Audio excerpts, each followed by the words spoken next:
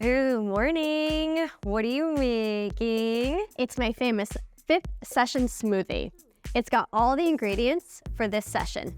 Okay, that sounds super yummy. What is in it? Well, the main ingredient is the Boring McDonald game. That doesn't sound yummy anymore. It's not.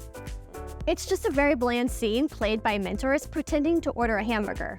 But here's the secret. The young writers start adding more details and motivation, and that brings the whole story to life. Because if it's not on the page, it's not on the stage. Okay, now I'm getting hungry. What's next? Next is a dash of transitions to make sure everything's running smoothly between scenes. Like if it starts raining in one scene, the character will be wet in the next scene. Once all the ingredients are ready, everyone goes off and keeps writing in pairs. It sounds like a recipe for a great session.